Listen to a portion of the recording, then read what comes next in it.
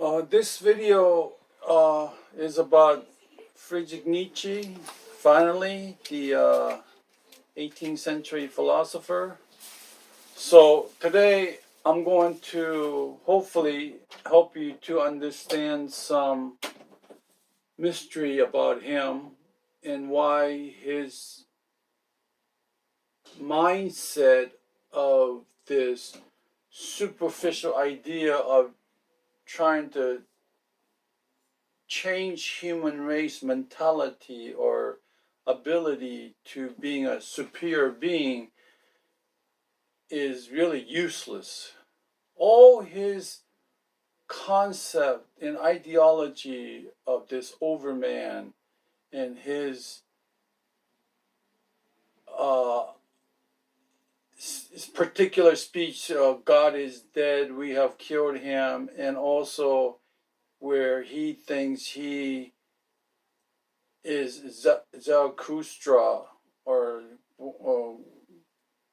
Christ resurrected or representation of a Christ is all really madness, I guess you could say. I guess this is a very important video, and I hope I could justify it because, I mean, you're talking about 18th century. This is entering 21st century. I mean, you're talking about over 100 years ago, this man of most profound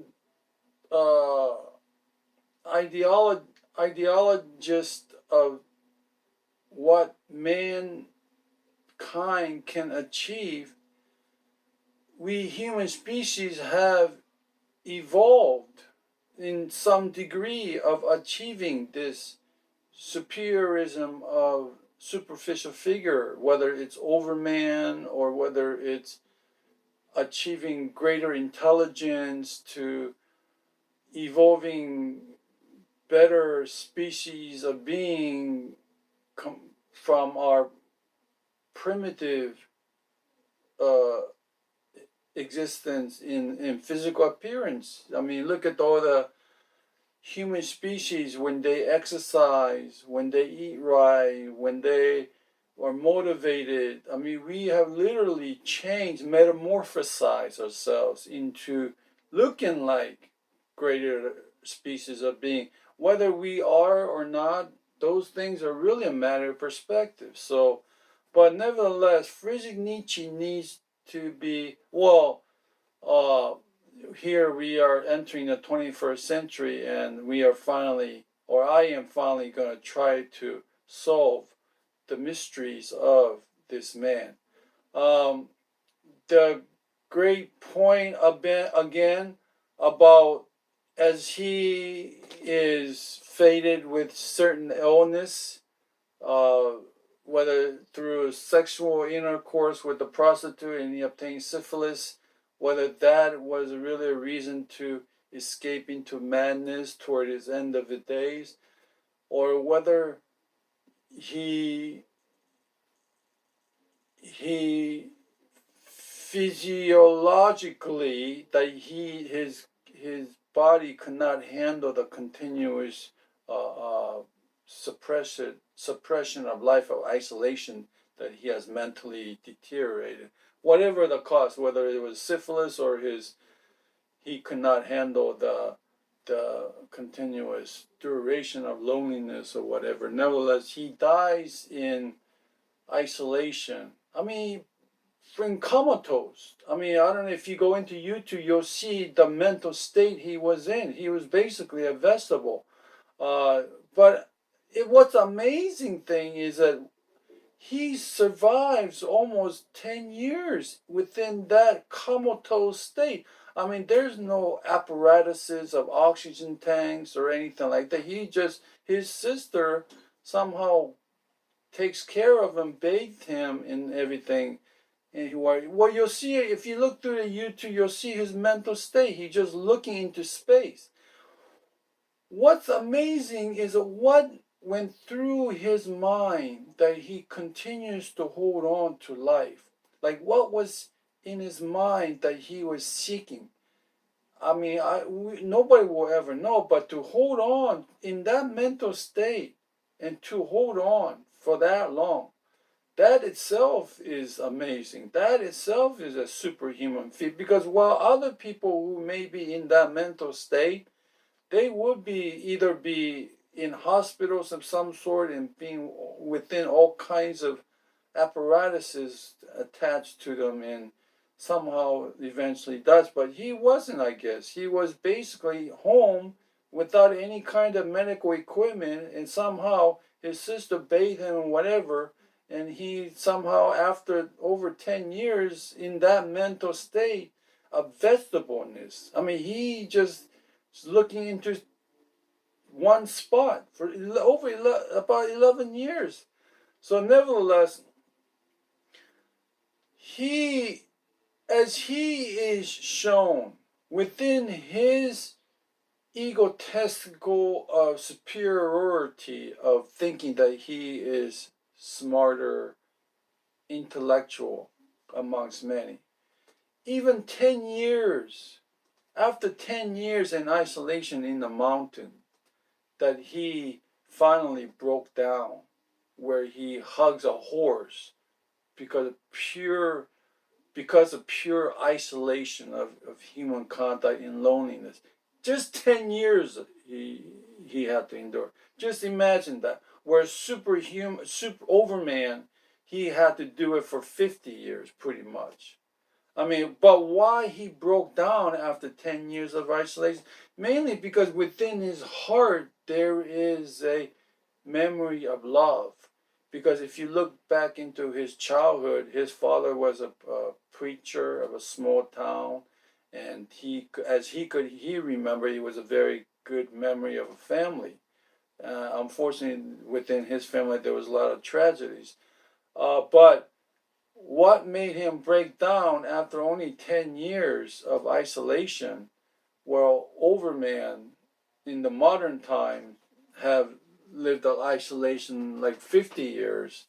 Uh, you just imagine it. And this man supposedly was imprintation of this strong breed. Like, he is stronger and he can overcome even his own defectiveness of illness.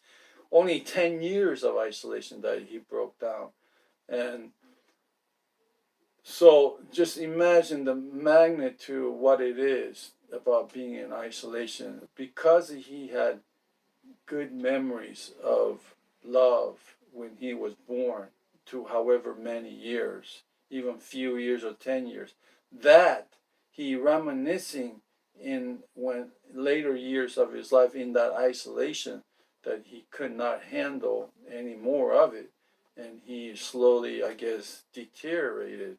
And while he went into seclusion, of course, his illness didn't help him at all, because, I mean, the overman, he didn't have any kind of diseases. So it's really not a fair challenge. But being born in the 18th century and to be expected to be a superior form without any kind of uh, support, like YouTube videos or videos. There were no videos back then. He had nothing like that. Whatever he sees, whatever he thought, it was strictly through books and maybe some pictures, but that's it. It wasn't like the modern time Overman, where he had YouTube videos. He had various kinds of resources that he looked deep into. That's the thing about the modern world. The modern world has the power and the secrets of Mother Nature, God. It's all imprinted in pictures, books, and stuff. But he didn't have it at that time. So for him to envision this image of a superficial being, an overman, I mean, that is just amazing itself. It's a radical thinking. Nevertheless, whatever way he presumed himself to be in a categorical ladder of human species, to superior to be non-superior, however way he dies in madness. And good thing, because if it wasn't for his sickness, it would have been definitely suicide or he would have been uh, overrated himself because he had a sister. That's a family connection. He had no matter, even though he may be a loner amongst other people, but he still had a sister. So it was a good thing that he went into madness, because if he would have lived, either he would have committed suicide or he would have ruined his sister's life, probably through his madness. Uh, Unfortunately, just as he is a philosopher and a writer who was not recognized until he died, just among many other great minds, the future generations are left with mysteries and questions about what was he thinking and what did he mean by certain expressions like we have killed God, and his mindset of coming down from the mountain and wanting to teach all the people of humans to become a superior being, and why these things are useless. It's just really a mad chemistry of his mind that he did not see the true. While all philosophers, all great mind individuals think they know. Unfortunately, without the exposure, one, through the different life journeys, through visual uh, imprints of various kinds of videos and other people's lives and things, and that is very massive, that we are all philosophers are all thinkers of human species, so we're all arrogant that we think we know. Unfortunately, as long as you have lived a life of security and security and never left that home, shelter, and constantly moved around and never obtained certain skills and ability, then you're very limited. You may think you know, but you're really overrating yourself, because without understanding the other side of the foot, especially the righteous, if you never committed a crime, if you never sinned, if you never done anything like these things, and then you think you know about ways of life, well, you have obviously overrated yourself. So, nevertheless, as he envisions this uh, superior being, the modern world has finally made animation about it, have made movies about it, and finally, in a modern time, there has been a person who may be a greatest of imprintation of it, because within the human flesh, nobody could obtain such superficial figure. So, his greatest saying, "We God is dead. We have killed him." What does that really mean? Unfortunately, what I'm about to tell you, you're probably gonna like laugh about it, or won't believe what I'm about to tell you. That such profound saying is really, it really has no great significance. It's just words that he have chosen to use within his mindset of seeing his students in a very distracted form. Mainly, he said that we have killed him, we have killed God. That what that means is he comes from a world of this perfect world. His father's preacher, and he himself is to act certain way and form. When you have that kind of mindset, like God is life, so life is supposed to be about education, doing this proper, everything must be proper and everything. He has that mindset. because he remembers it as a childhood, and he expects the future generation and everything to be like that. Don't think about anything about sin.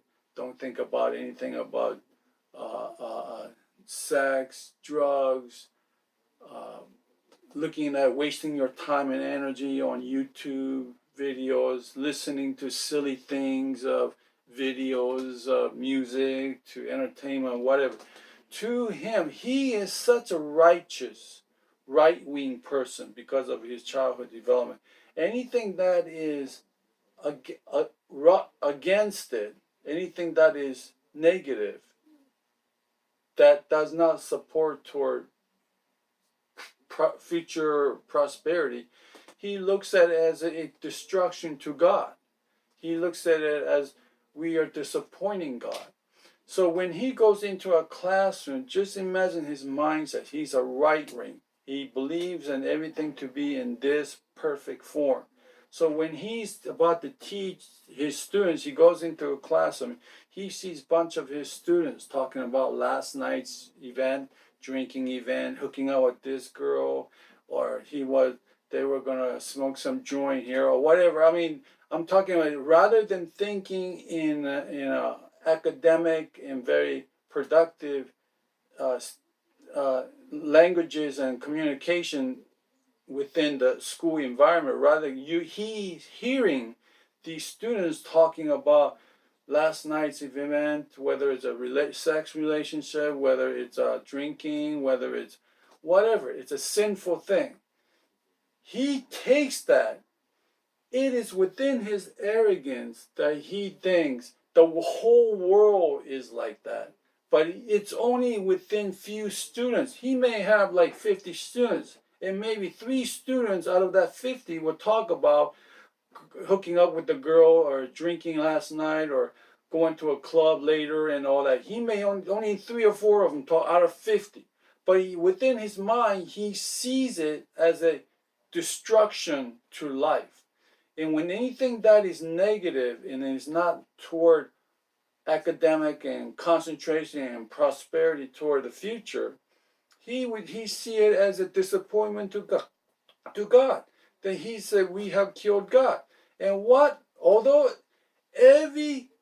you have to be a teacher, you have to be a very sensitive, very gung-ho for life, and trying to teach students the best as you can, and you want to be the best teacher, and you have to have this mindset to understand why he said that.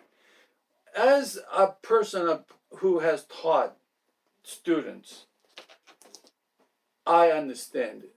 Because as you go into a class and you teach these students, however age, and you ask them, what do you want to be in your future? And when you hear things like doctors, engineers, I want to be a scientist. Yeah, that's great.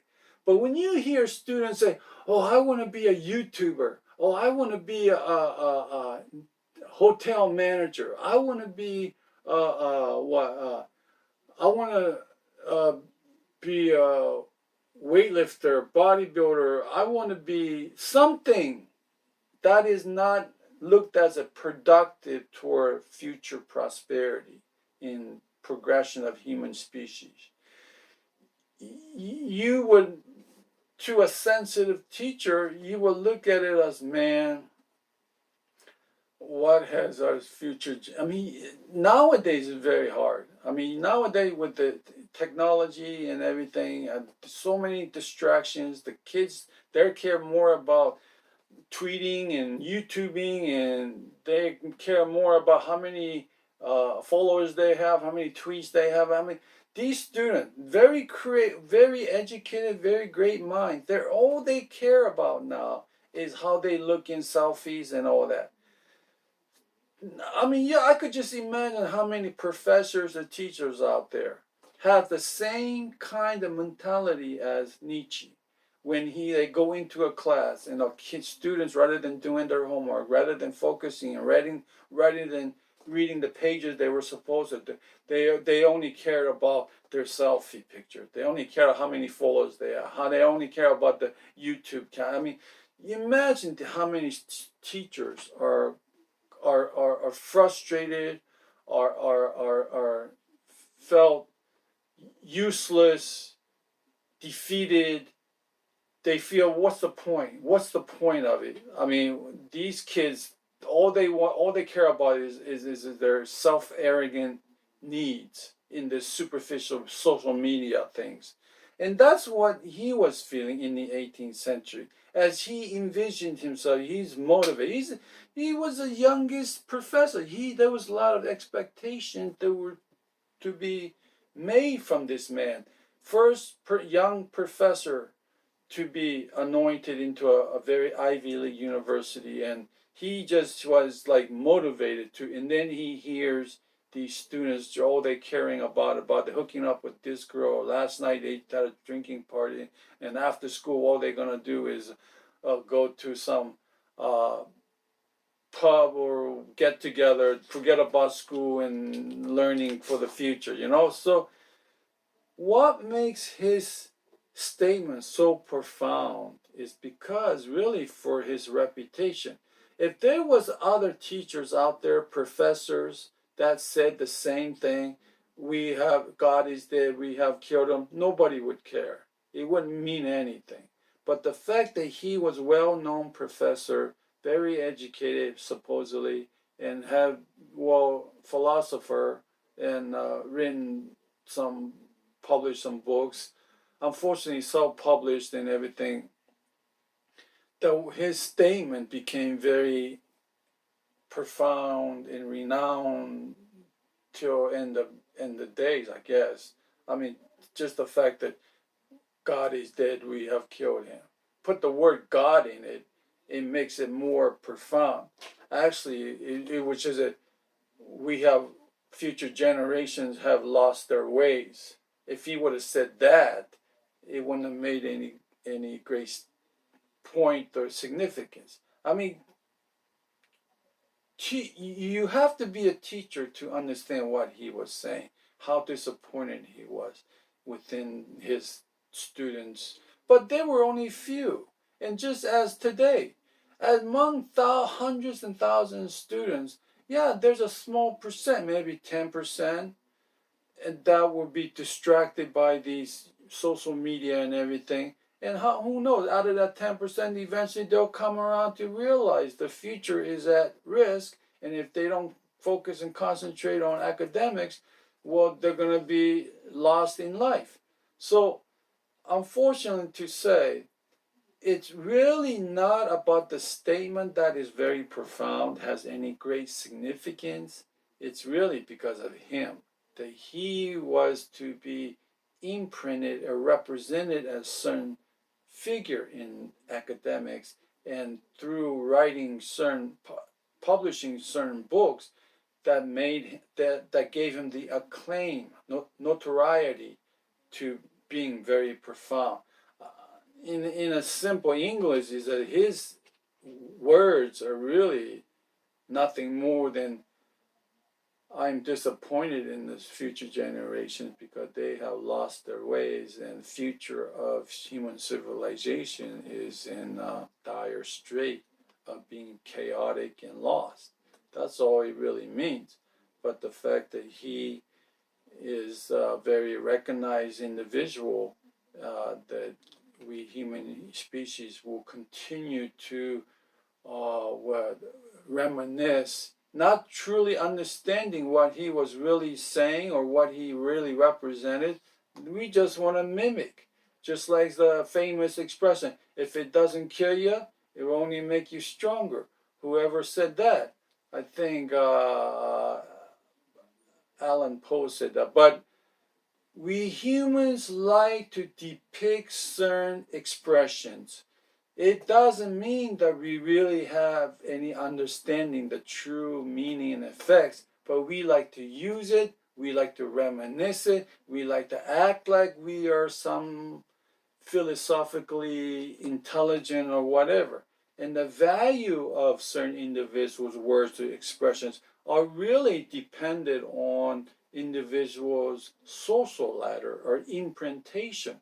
Just as if somebody was a New York best bookseller, and whatever they said, everybody would be reacting to it. Now, if some person said something and he wasn't nobody and he didn't sell many books and nobody cares. It's just the fact that he is a certain importance and he said certain statements that human civilization has taken to heart. Unfortunately, it really don't mean nothing. But what he just felt is that within his teaching class, he saw some students acting illogically or not acting properly, and he just said those things. Poor human race. We have these undisciplined, chaotic students who's going to be responsible for the human race, and all they care about the social media.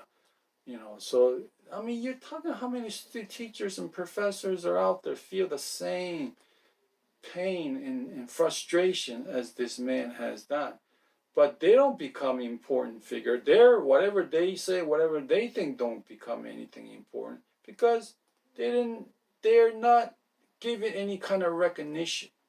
So anyway, that great statement, unfortunately, was a great disappointment, and unfortunately to say, his whole life will become a great disappointment in significance of it, because everything that he envisioned and pertained to know and have, it's all really mad scientist work. It really, unfortunately, is a Mother Nature's way of playing a cruel joke on him, because all his things he's saying and it really don't mean anything. Just like as he comes down from the mountain and says, "Oh, humans, I am going to teach you how to become superhuman." What does that mean?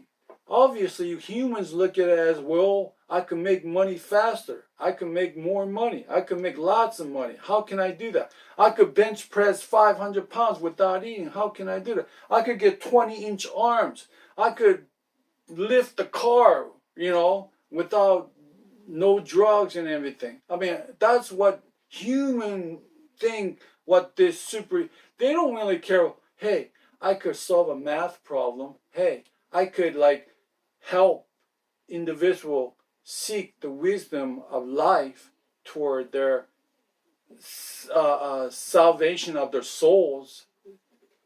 Humans don't care about none of that. They only care about the money. So when he comes down and says that, hey, I will give you the wisdom how to become superhuman. I will teach you how to live on minimum wage. I will teach you how to survive on one bag of potatoes for a week. I will teach you how to fix your car or buy a used car and make it last long. I will teach you how, you don't have a lot of clothes, I could teach you how to be creative and use few pieces of clothing to prolong your materialistic. This is it translating. I will teach you to be. I will teach you, even if you have a minimum wage job, even if your monthly income is only this much, this much, and this much, but I can teach you how to survive it.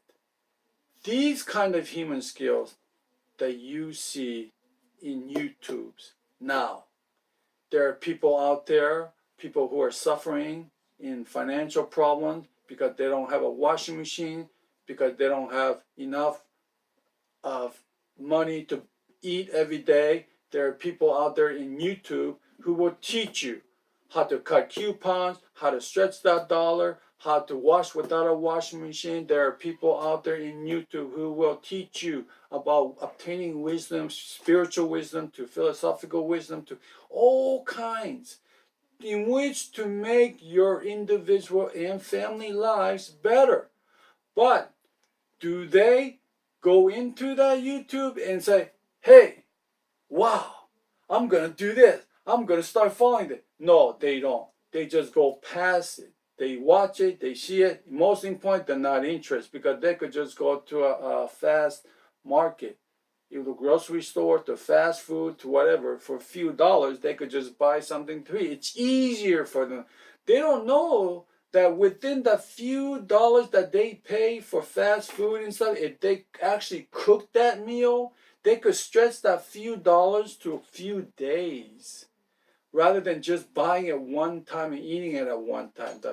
But these kind of skills, the YouTube, it's just endless. So as he comes down from the mountain and says, listen, I can teach you how to become a superhuman.